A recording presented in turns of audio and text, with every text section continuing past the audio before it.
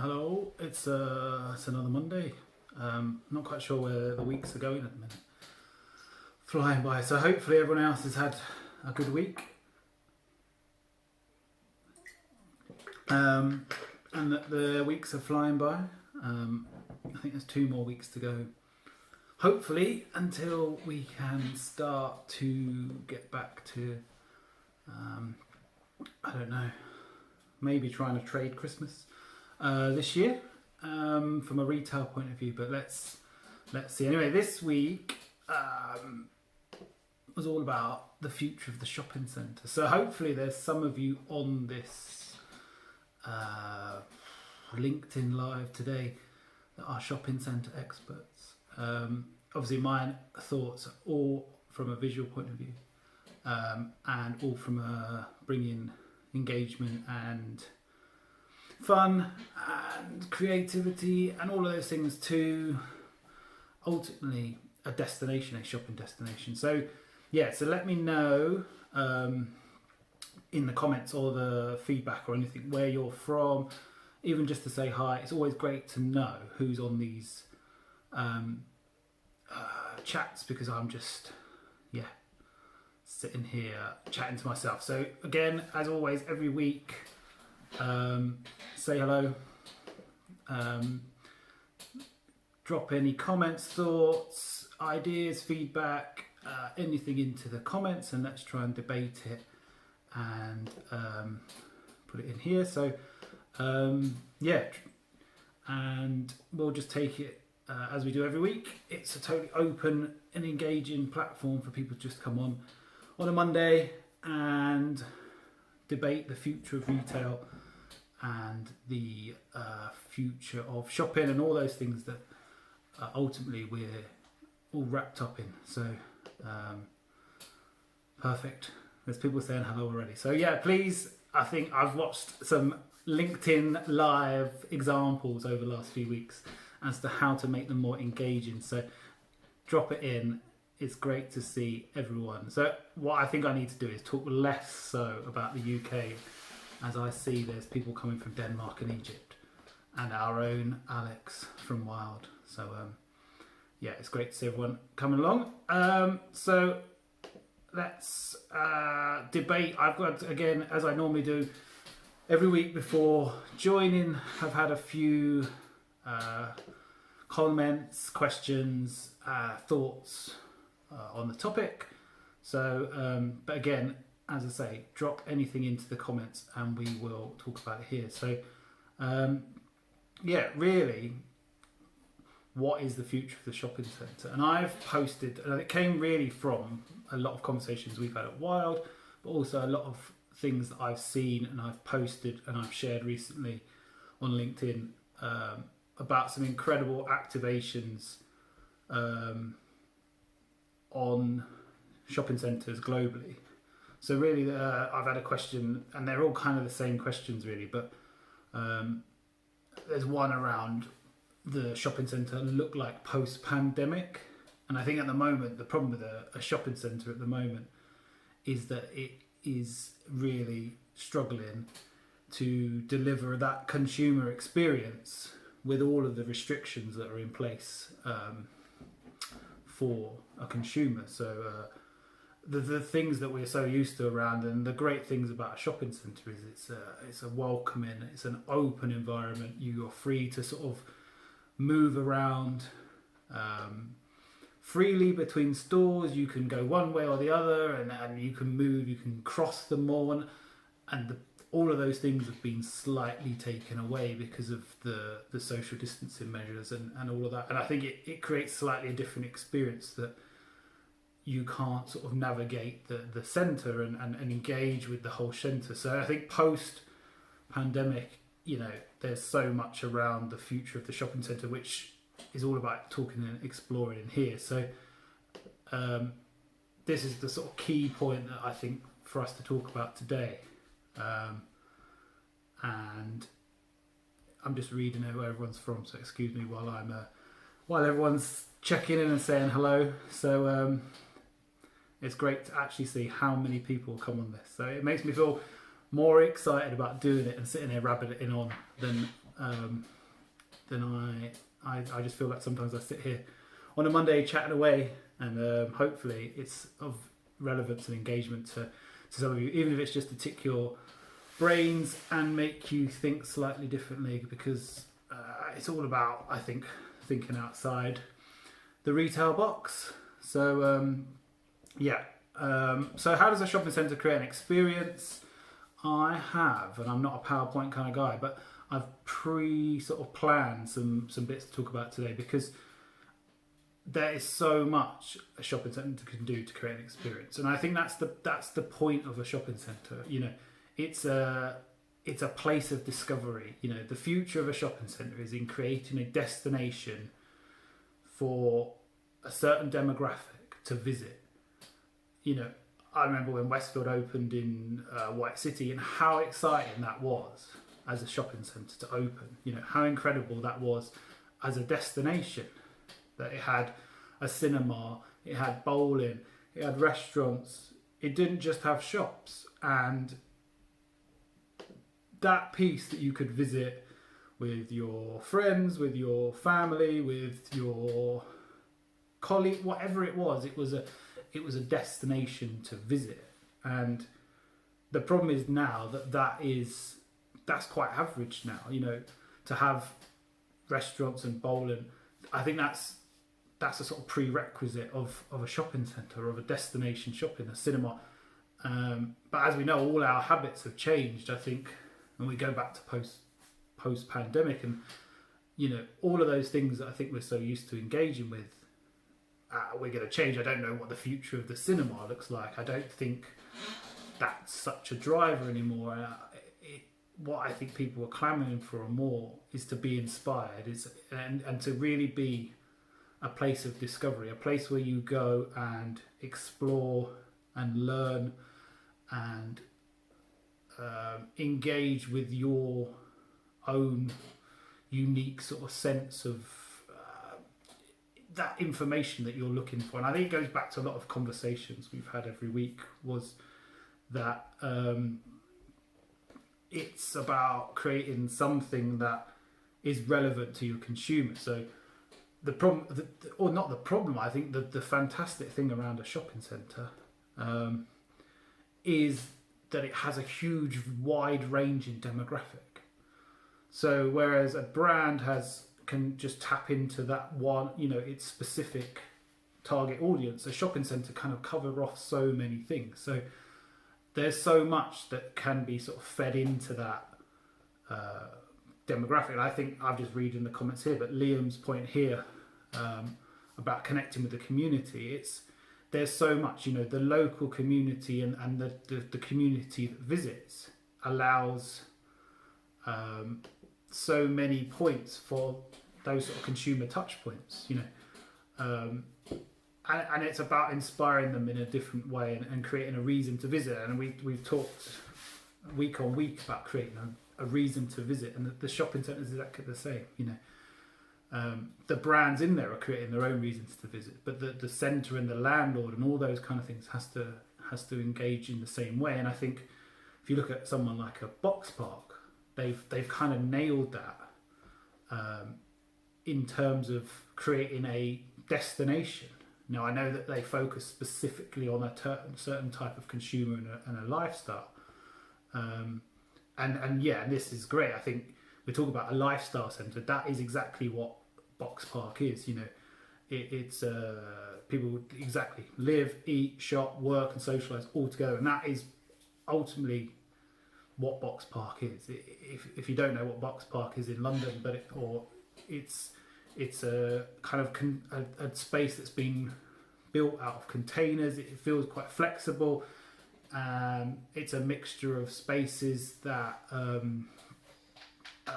is short-term leases, flexible leases, and I think we'll talk about that a bit more. But ultimately, the challenge with the shopping centre is very static, and the future of retail is all in this sort of dynamic and fast moving and changeable space. And we've talked about the pop-up, and I think it's a good time for me to sort of share some examples. But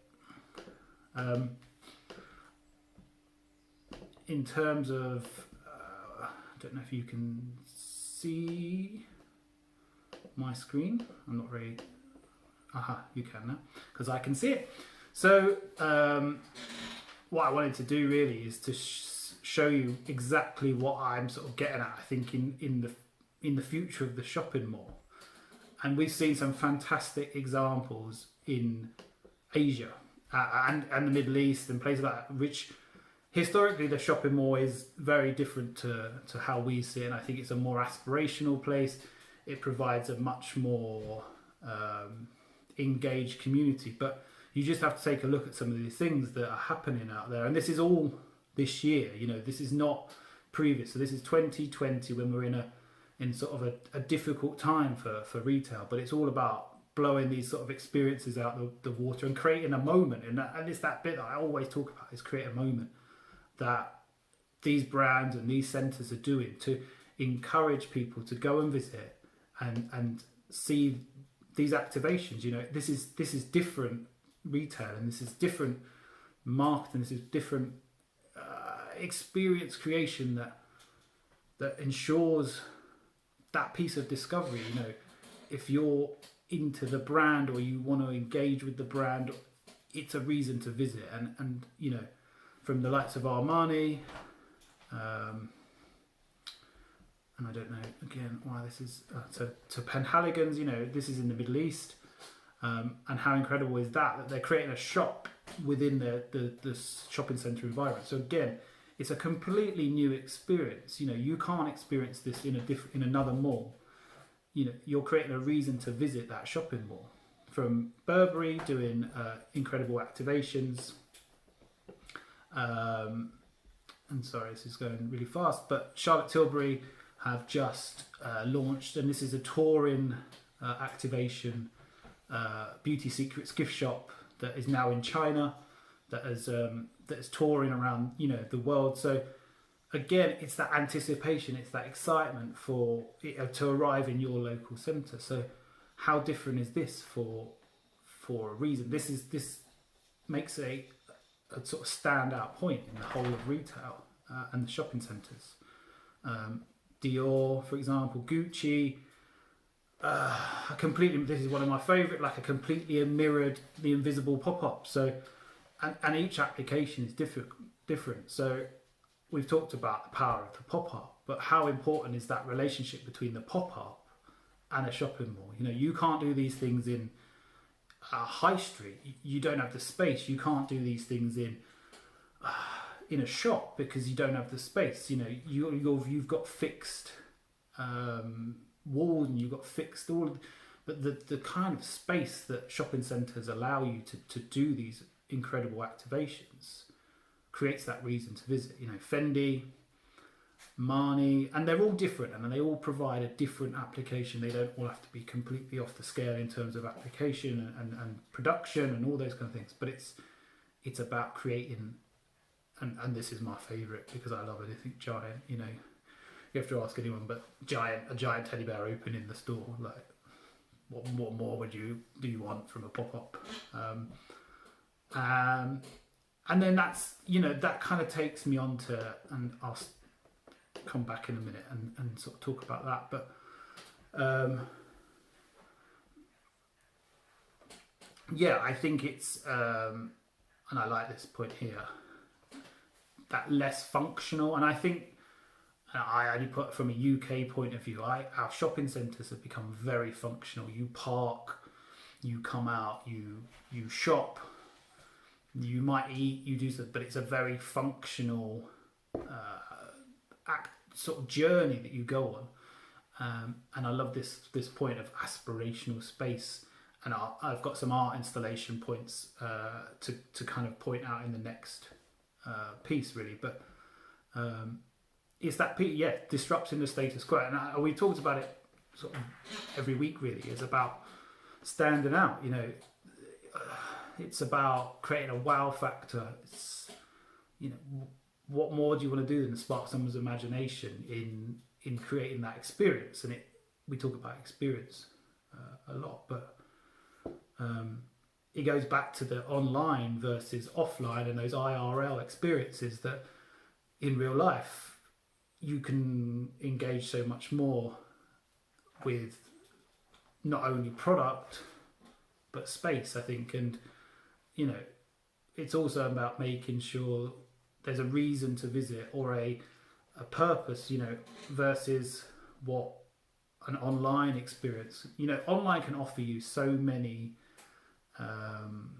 incentives. You know, you just have to think about Amazon and next day delivery, and you sign up for Prime and you get Prime TV, and you know, there's websites like Top Cashback. You sign up for those and you get cashback for sitting at home and purchasing. You know, you're incentivized actually to stay at home and shop. So what malls need to do and shopping centres need to do is to incentivize their consumer to go and visit. You know, and I think they've done that in the past through providing convenience parking, through a safe environment to shopping. You know, and a space where all brands are housed under one roof. But consumers don't want that anymore. You know, we talk about the rise of the local high street and how that's changing. And there's a point and a question that I had, which was the high street versus the mall, and where is the future of retail? You know, we talked a lot about the rise of the local high street, and what that provides is sort of that 20-minute towns and cities piece where they all feed and connect the local community. We don't all have a shopping centre within sort of 20 minutes of us. I think the shopping centre is a day out. It's an excursion, I suppose, in a way, and it's about enhancing that sort of excursion and taking it even further. So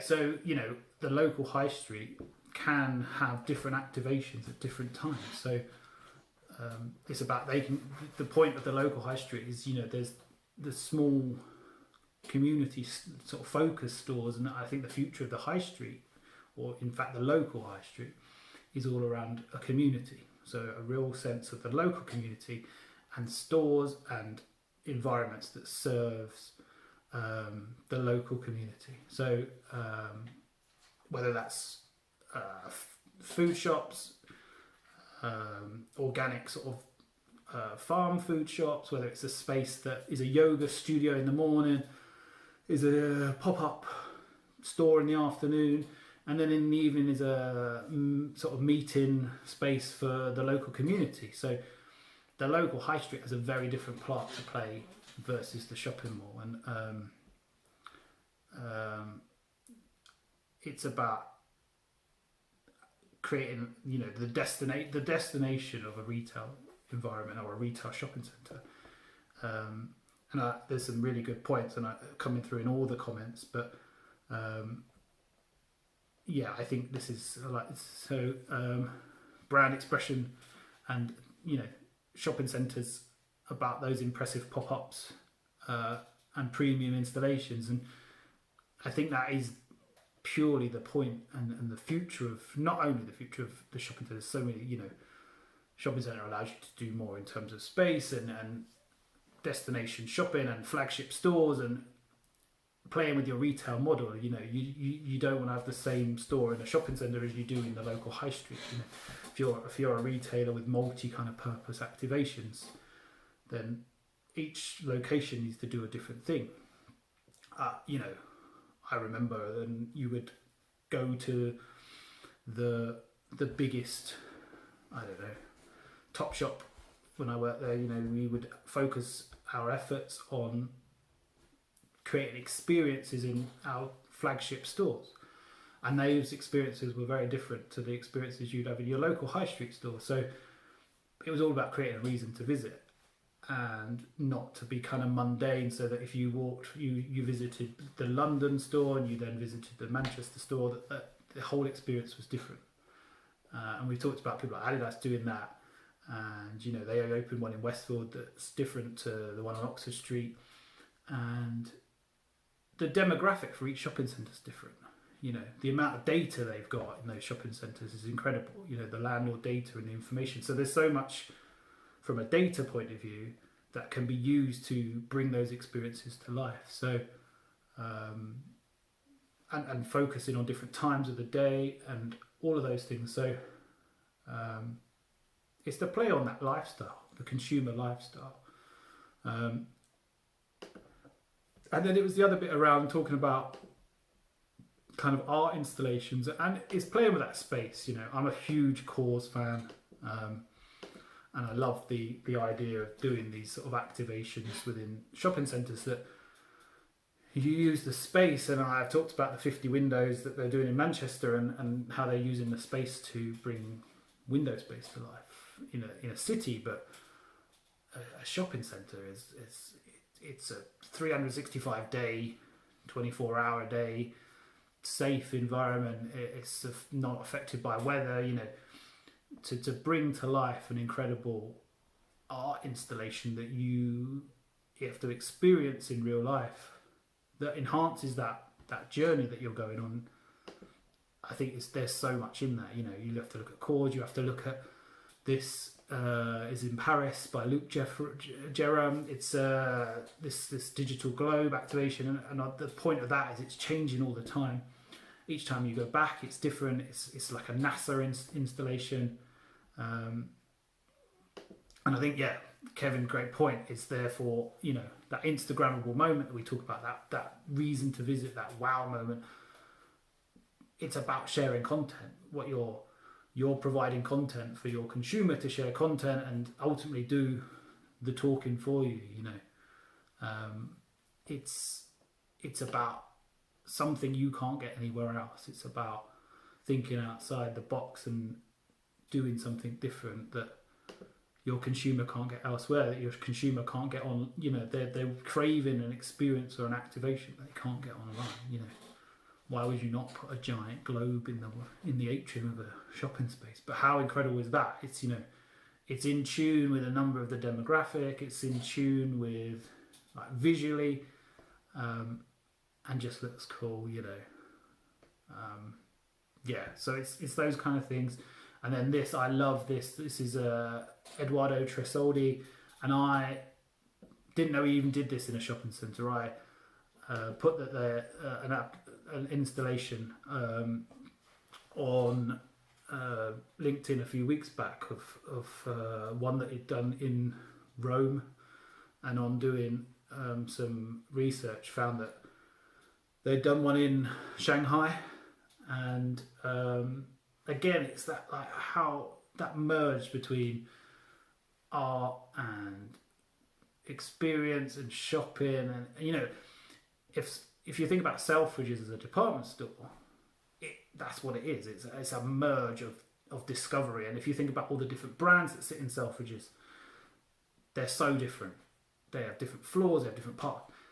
And the challenge with the shopping centre is they're trying to balance all of those things and play with it. But actually, that's an amazing challenge, because if you put all those things into the mix, the experience is so sort of cross-functioning and so incredible, because you can play up all of that. You know, you could have different areas. You could have skate parks for people who like Supreme. Now they've been bought by VF, and I'm probably going to open some stores and all of those sort of things. So we were looking at how you could put bike tracks in if you're a pop-up bike store into sort of areas, you know, but it doesn't. But how do you then focus on people who are gaming? How do you focus on, like, the premium brands? But that's the power of doing all these cool different activations and pop-up spaces that allows you to touch the sort of senses of all the different people and demographics. So yeah, I think it's about taking the space, utilizing the space, and playing with that space in creating these really cool and engaging experience. And I've just completely forgotten about Polestar. You know, Polestar, I've just started doing car showrooms in Westfield. And that's another demographic, it's a different customer, it's another audience. But it's about putting all those into this, what the shopping centre is like a giant melting pot of, I think they talked about how many different cultures and communities and ages and all that visit. And, you know, it's about capturing all of that. So from Apple doing small convenience stores for people wanting to buy the iPhone 12 to Polestar doing a hassle-free showroom. So they're now, it's about, it's not even a store, it's a showroom to show off their latest product or their latest car, to sort of engage and inform the consumer. So it's so many interesting things that you've got, but also it's that it's probably not so much as Disney, you know, Disneyfy the whole experience. But there's that piece that I think a shopping centre can do. And Trafford I love Trafford Centre because it is like a Disney experience, you know, everything's over the top and ornate and all, you know, but it's probably a bit, maybe doesn't touch everybody's senses, and it's about playing up that, you know, giving something different to the consumer or the visitor or whatever it is. And I'm just reading through, so this is interesting. And this is great sort of insight there, Neil, which is great for sharing. But I love that sort of mix of or that word, that curation. I think that's ultimately, how good is that? Like curating products and brands and offering local brands and big brands to online brands, a physical outlet with a 3-month curation. And we're talking a lot, and I've spoken a lot about short-term retail, empty units, pop-up spaces. The challenge with retail of the future, and especially in shopping centres, I think, is that there's always been a requirement to sign a 5 or 10 year fixed lease, and it's a real sort of sticking point. I think that for if you're an up and coming brand, or if you want to try something, or if you want to try something new, or you might want to be there for a short time, you might want to, I don't know, the sort of landlords and leaseholders and all those sort of things need to sort of establish their kind of model, really, to focus on shorter term or flexible term retailing. You might just want to trade Saturday, you might want to trade Thursday, Friday, Saturday. It's about, that's, I suppose, the joy of being a start business on a brand that's growing online. You sort of turn on a website and you start trading. And I think retail has got to follow that sort of flexible model, that more of a plug and play model. How incredible is Wix? I don't know how many people played around with Wix, but I've built websites for people on Wix, and you just sort of drag and drop everything, and then you think you're a website designer. Sorry to anyone that is a website designer, because I'm not a website designer, but Wix is probably blasphemous to those people. But it's set up as a plug and play. You can open, I could design a website, or to be honest, it designs it for me, and open a store. I think there's other ones that do it, and retail kind of needs to start thinking a bit like that.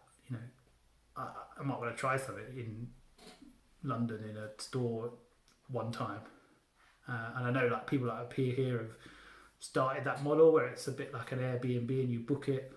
And yeah, I think Kevin's saying here about WeWork, how good's WeWork, or how good was it before we all had to stay at home? But you turn up, you book a space, you book a meeting room for a few hours, and you have a meeting with people, and you book a space, and you can then go to one in Berlin or the US or wherever you are, and you're part of a community. And I think there's huge part of that for retail.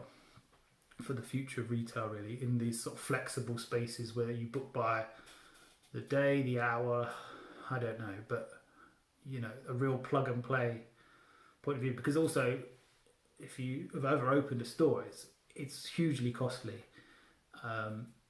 There's a lot of work. It's also time consuming. Timely. It takes a long time to build and design and fit out a store. And it's about being able to turn up and what if you wanted to take over a space and try something, or if ASOS or any of these online Boohoo, or how do they move into retail? Obviously they have to work on designing a full-on concept, but that concept might not work. I think everyone's conscious about trying stuff so much more, rather than going out with a complete finished article, and that's so exciting. How excited is that the future of retail specifically is in experimental things, not doing full-on shiny concepts that take ages to do. You design the days where you design a full-on concept and then you roll it out across a number of boxes, and then by the time it's had its lifespan, you start another concept. I think that's changed. If you think about how many different concepts and applications and variations that Nike do, it's so focused on location rather than a concept for an entire brand. And that's, I think, where shopping centres and retail landlords need to start focusing their real estate on that idea. And you might just want to take a window, you might want to take a mall, you might want to take a space. I don't know. It's flexible is definitely the word. And if you look at any of those examples that I presented earlier, they're all about flexible. They're not there anymore. They all move. That one in Charlotte Tilbury moves around the world. How incredible is that? That each country and people get a chance to visit, but it's time constrained. You have to visit. If you don't go within the time it's there, you won't see it. So it goes back to that whole reason to visit. And the shopping centre's got massive advantages on creating those reasons to visit, because you get in your car, you drive there, you park. It's free parking. It's not raining, but it can't be boring anymore. I think it can't be. It can't be bland. It can't be the same as every other shopping centre. There's got to be a reason. It's like we talked about retailers and shops. You've got to choose one over the other, and that's the point. And we talked last week about the challenge of there's going to be so many other things. I think there's a new vaccine they've talked about today that's now looking better, and I, again, not here to talk about medical advances in science and all those sort of things, but hopefully as we get back to some normality, we're all going to be clamouring to do stuff. And it's just making sure, if any landlords are on here or shopping centre work people, that you are thinking now about creating a reason to visit. It's difficult now, I understand, I think for everybody, and we talk about retail in general, it's about trading now till Christmas. It's about trading through, hoping to gain some momentum that I think, I don't know about anyone else, but I'm on the 2nd of December kind of desperate to get back out to a physical store. And if you ever see my Coat Journey quest, it's about that physical connection with stores. So I think next year, as we build on that momentum, should be a huge kind of piece for brands and that to create those experiences. But they'll be fighting with other things, so they need to even be bigger and better and even more engaging. And then I think the challenge, and I've seen Ian, but I think that the challenge, or the potential sort of challenge is, I think people are going to buy online. We all buy online. We all buy from Amazon. We don't love Amazon. I certainly don't love Amazon. Like, I do it because I can do it, but I wouldn't talk about it, and I wouldn't tell people about it, and I certainly don't get any sort of love or buzz, all those internal butterflies that you get from opening a Amazon package. And I think that's what a shop or a retail destination can do. But what retail landlords and real estate and all those things will have to do is focus on, there's going to be a lot of empty units. We read about it every day about challenging times for retail, and it's about also what those retail units can do. Like, what's the opportunity? There's nothing worse than going to a shopping centre or a high street that's full of closed down stores, and I think we all know that they are going to be there. It's 20. There's going to be a challenge for space, but it's about making sure that people think about what that space can be, whether it's a window display, whether it's a piece of art, whether it's something that you can engage with technologically, whether it's I don't know. Sort of the ideas are endless as to what you could do with those units,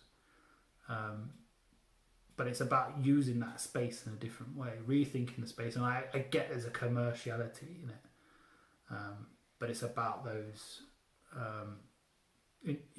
Without footfall, then the shopping centre's not commercial anyway. So it's about ensuring there's a real sense and purpose for your consumer to visit. So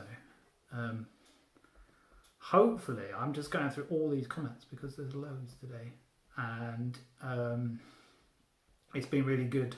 And I know, Neil, hopefully, I don't know if I can't seem to get that video, but I'll look at it afterwards about adding that video into this thing. But I will check it out on YouTube as well because it looks good. Loads of people are talking about it, but this one's been really good. I've seen lots of comments, and it's been great to see who joins. So hopefully, I don't know if everyone.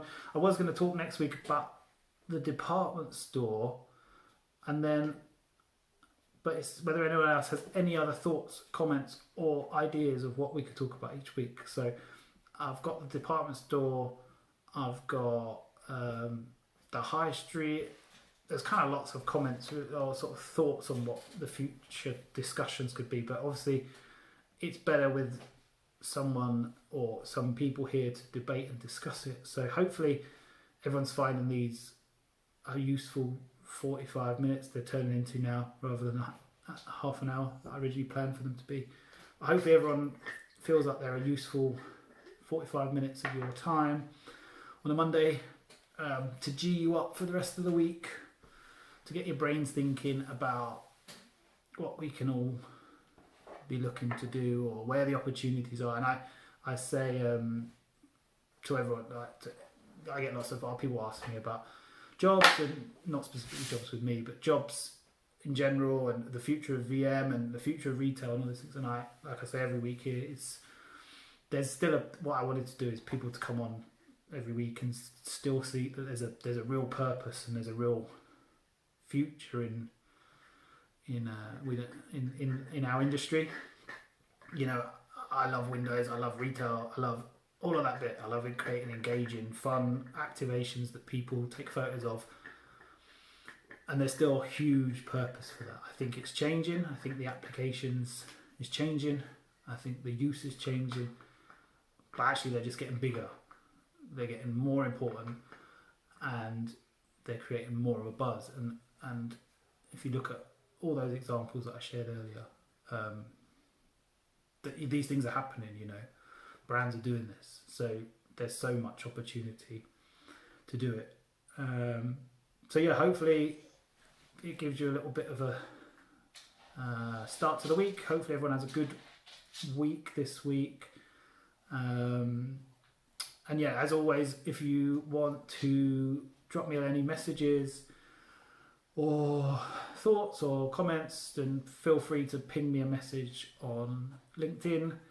And if you, like I say, I put out every week. No one's taken the olive branch. Oh no, sorry, a couple of you have. I just haven't got around to figuring out when and how. The olive branch to do a 1-on-1 or a 1-on-2, maybe I can do, I think. Discussion on here. Maybe I could do more, I don't know.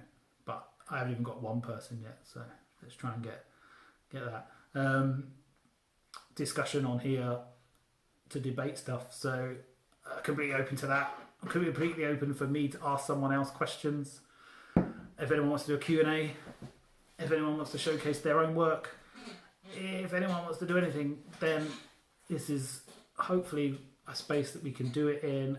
And yeah, if not, I will continue to ramble on for a while until I run out of things to ramble on about or become so busy that I can't ramble on anymore.